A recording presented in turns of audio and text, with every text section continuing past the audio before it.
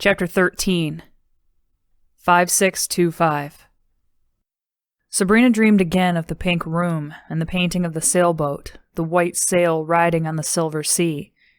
If only she could turn, she was certain she would see what else was in the room. But no matter how her neck muscles strained, paralysis gripped her. Her eyes remained fixed on that picture until it melted away, the walls dissolving to a vision of the old city. Here, the ancient residents were still living, adorned in their robes, belts, and shimmering trinkets. Melodious voices floated from the towers overhead, incense burned in shadowy alcoves, candles flickered in amber lamps. A bell tolled. Laughing, visiting, trading, worshipping, continued. The people oblivious to the ruin and wait for their coming generations. A scorched planet, a land of dust, a tomb of stone. A silver orb floating in metal darkness.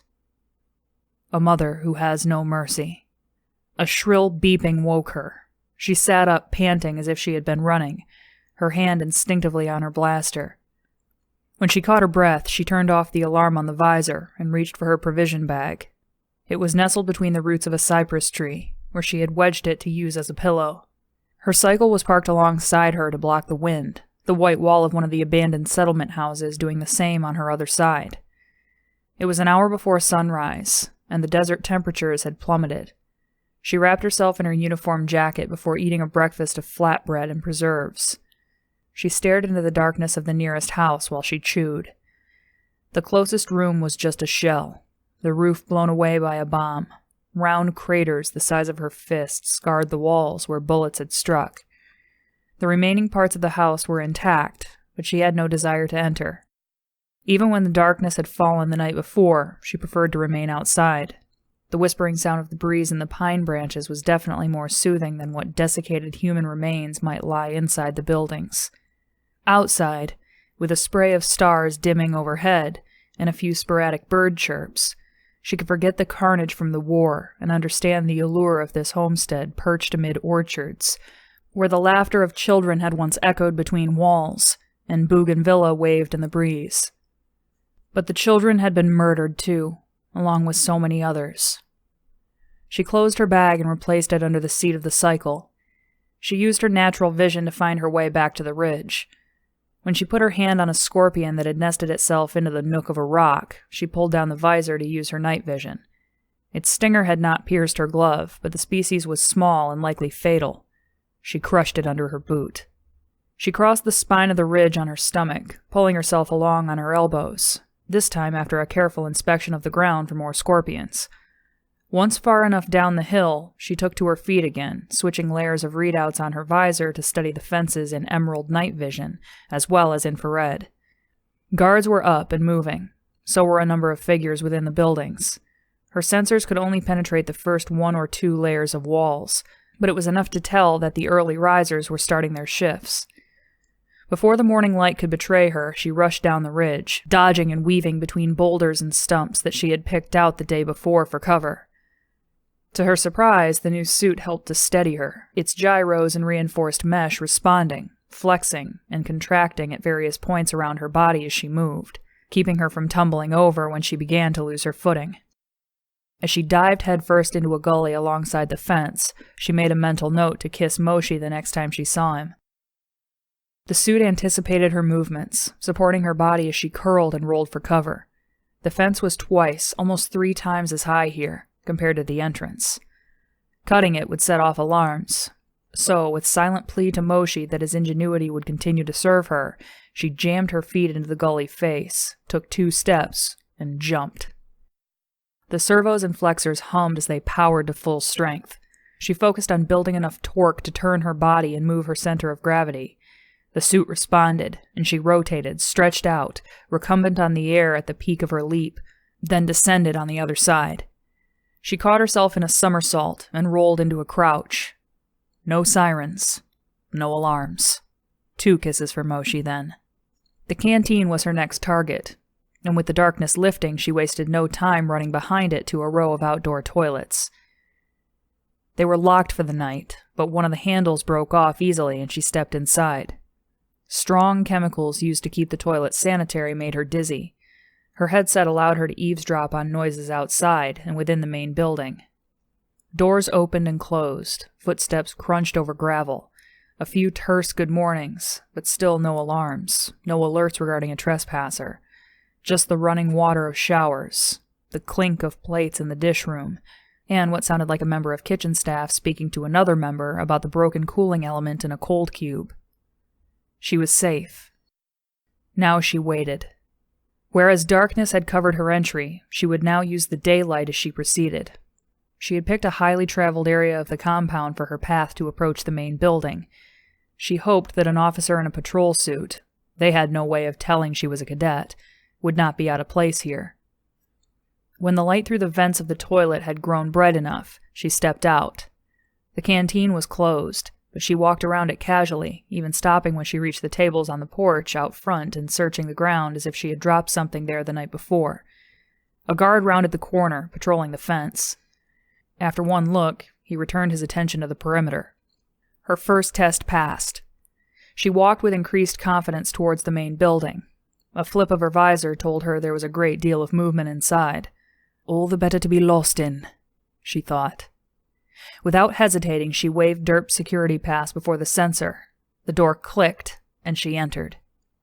The air on the other side was cold. A long hallway stretched out in front of her with white walls and a polished blue floor. The walls were set far apart, as if to accommodate large numbers of prisoners. Black, glassy spheres set at intervals along the ceilings encased what she knew were security cameras. Doors on either side were also wide enough for a hospital bed to be rolled through. Spaced every few feet were alarm levers and speakers. Even more numerous were the locks set in the walls where a prisoner's chains could be secured. For a moment she worried that she was too early.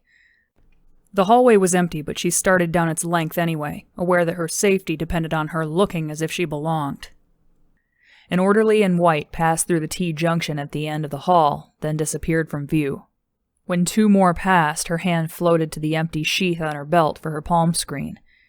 She had left it with the cycle, but she wished she had it to bury her nose in now. The orderlies did not take much notice of her anyway. The patrol suit bought her passage, but wandering the halls was not telling her much, and it was only a matter of time before someone noticed her walking in circles. She decided to speak to the next person she saw. The opportunity came almost too soon. A man, not much older than she, emerged from a door on her right. He was tall and thin, his narrow wrists bearing a resemblance to the pens and styluses clicking loosely in the pocket of his lab coat. He wore a loose-fitting shirt and casual shoes with no socks, an outfit that Sabrina would have expected to see on someone down at the wharves on the 6th day. His beard was too thin to shave daily, but he had patchy fuzz on his chin and jaw. He stepped out of the door in a jaunty, relaxed manner, coming to a full stop when he saw her, his shoes making small squeaking noises against the highly polished floor. His eyes traveled up and down the length of her suit. "Can you help me?" Sabrina said with the same authoritative tone she would use on street patrol. "I'm supposed to have a tour of this place from Dr. Horowitz." The young man pulled at the corners of his mouth. "Dr. Horowitz is usually not in for another hour." "Well then, why'd Alex Derp tell me to come now?" She feigned growing anger. "Probably his idea of being funny." "You report to Derp?" "Yes, I'm Officer Zandy's fail," she said, taking the leap. Her status as a cadet could be taken away for that alone. "I'm filling in for him while he's on medical leave." "I've seen your name on a lot of forms."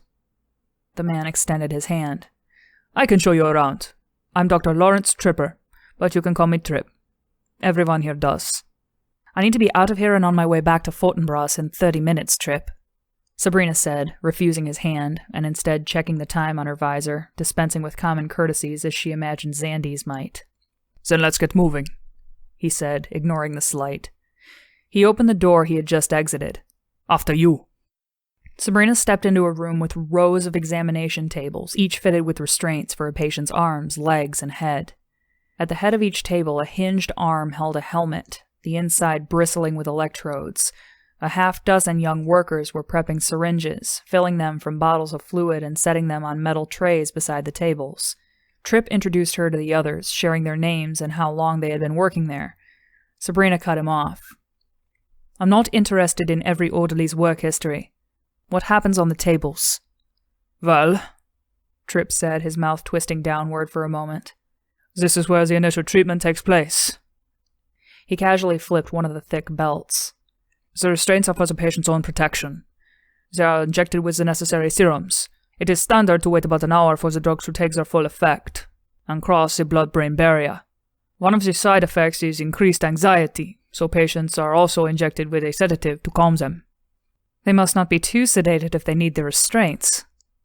Well, we find that too much sedation does the effect of the other compounds. We have to strike the right balance for the most effective treatment. What is that hole for? She asked of the drain at the center of each table. Tripp shifted from one foot to another and tugged at the corners of his mouth again. Well, many patients are still nervous during the procedure. It's not uncommon for one or two to lose control of their bladders. Tripp's hand tapped the table soundlessly. Sabrina noticed the other staff glancing at her as they filled syringes. What exactly does the machine do to them? She asked. It's the best possible solution to a challenging dilemma, Tripp said, smiling. Our wise founders have decreed that no subject is to be harmed. Yet, what do we do with a repeat offender, or even a scrit whose mind is already too far gone to ever recover, but still too dangerous to himself and to society to be released? The answer is the machine. The question was, what does it do? Sabrina repeated. Tripp smiled. It reduces neural density in the isocortex. You seem to have a talent for saying a lot, but saying nothing, Doctor, she said, channeling Zandy's sour personality as best she could. How about an explanation for someone who captures criminals and does not treat them? We wipe the memories clean. Sabrina fought the urge to swallow. So they don't remember being a member of a cult, and they can just return to normal life. Well, not exactly. Let me take you to the outside and introduce you to some of our residents who have undergone treatment. He led her out of the processing room, and they entered a long hallway with identical doors on either side. Each door had a window, and Tripp urged her to look through one. On the other side were rows and rows of 3-tiered bunk beds, each with identical white sheets spread over sleeping bodies. Farther down the hallway, 2 guards led a line of residents out of a similar room. None were restrained. Each was dressed in identical sky-blue coveralls and cream undershirts. Men and women both had shaved heads. See? There is no banging here, Tripp said. No screaming. No terror. It is nothing like the detention wing at the station. He led her down the hallway, stopping them short of the row of residents marching out of the dormitory. They moved in an orderly line, each following in lockstep with the one in front. Their faces were placid, benign even, but hauntingly blank. The guards were relaxed, their sedation sticks stowed on their belts. When the last resident exited, Tripp and Sabrina followed them through a door leading outside. She blinked hard against the sunlight. Tripp's own features folded and creased as he grimaced in the glare. The residents moving in a straight line through a large field planted with legumes did not seem to take notice of the sun.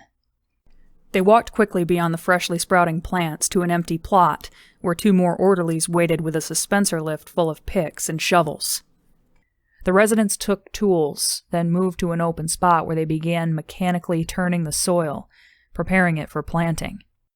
Throughout the entire process, no one spoke. Only the picks and shovels made a sound. It was clockwork, each resident's motions as efficient and precise as a machine. Even the rows of soil they turned were perfectly straight and perfectly spaced. Memories are stored throughout the brain, so we can selectively remove them, Tripp said, walking along a row of legumes. Even if we could, who is to say they could return to their old life after being discovered as an occultist? Or, in the case of a scrit, they are usually so damaged we can't find out where they are from. They don't know, and we have no idea how they end up the way they do. I thought prisoners and scrits were rehabilitated. They are. But they are not returned to normal life, Tripp said. It's a common misperception. This is the best we can do for them. He moved beside a female, bent to read the number printed on her back, and said, 6135. Stop. The woman ceased shoveling and stood at attention, her shovel in her hand, and her eyes staring straight into the distance. She was older than Sabrina, with elegant features and delicate smile lines beside the corners of her mouth. Sabrina imagined her to be a school teacher for some reason, standing before a classroom of young students, the inspiration for more than a few schoolboy crushes. On a street in the city, with a head full of hair, she would have been striking. Tripp snapped his fingers before her face. Her eyes did not move. See? He said. Reducing neural density in the isocortex blanks out their memories, their abstract thought, and, along with it, curiosity, superstition, rebellion. Their identities. Well, yes. That is their punishment. For Skritz, it is not as if they had any in the first place. They are reduced to living through their brainstems.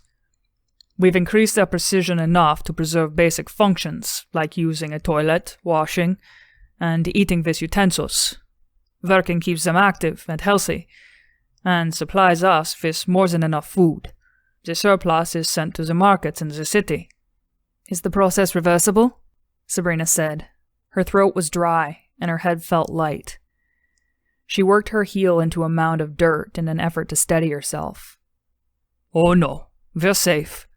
They are not going to wake up anytime soon. But look at this, he said as he called over a male resident who dropped his pick and marched over as obedient as a pet dog. Tripp arranged the male and female so they were facing one another. He placed their hands in opposite positions on their shoulders and hips. Then in the middle of the field he started singing a wordless melody, slapping out a rhythm on his thigh.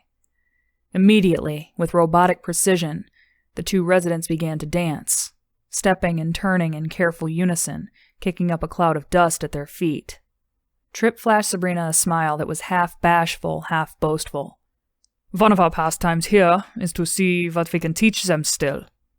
To see what skills can be established. This dance was my idea. He started clapping, turning his back to her as he followed the residents while keeping his commentary running. I had to keep it simple, though. There is not too much left upstairs to work with. Sabrina looked away. Each one of Tripp's claps had felt like a blow to her head. She clenched and relaxed her fists. She scanned the fields and orchards. They seemed to stretch to the horizon, each filling with residents pouring from the buildings, marching out in obedient, efficient rows. One resident's face and build suddenly stood out to her. "Jacob?" she said. She trampled fresh rows of tilled soil as she ran to his side. He lifted and dropped his pick in unbroken rhythm. The markings, even the healing wounds on his arms, were unmistakable. "Please remember me. Please tell me they haven't yet." "Stop, Jacob. Stop.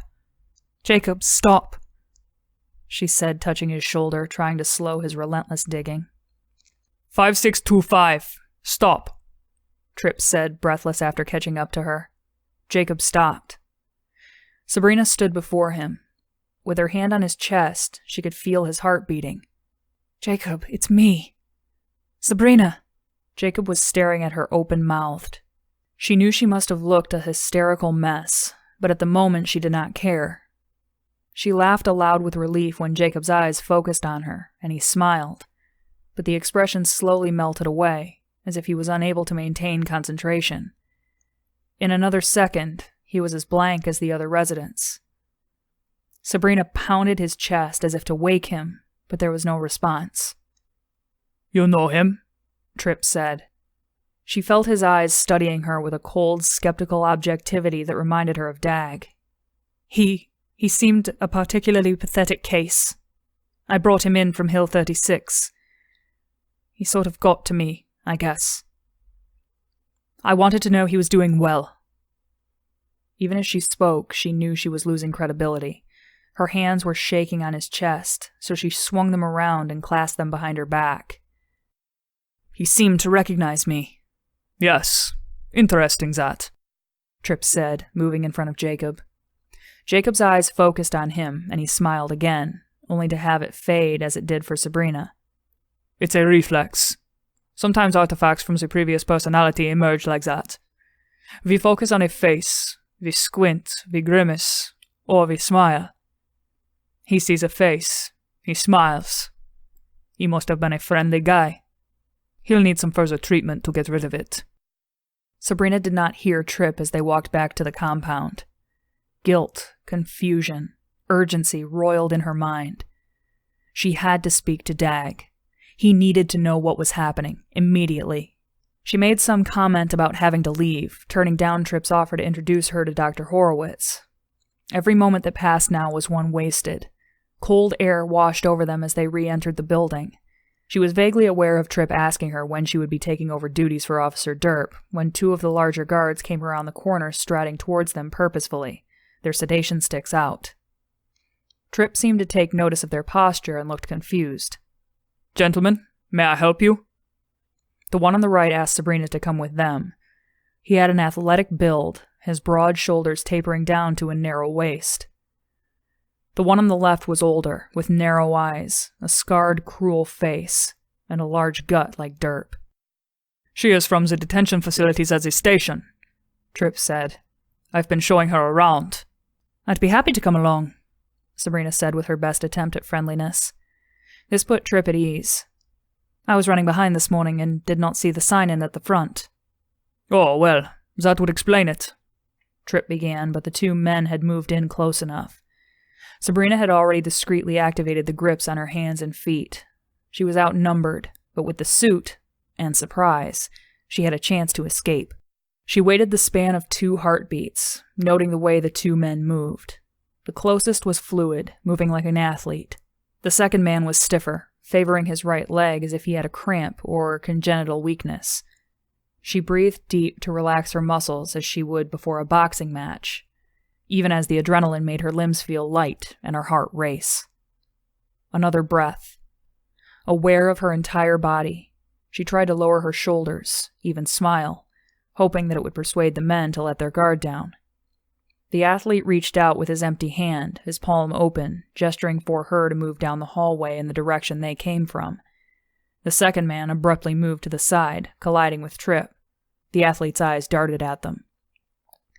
It was the break she wanted.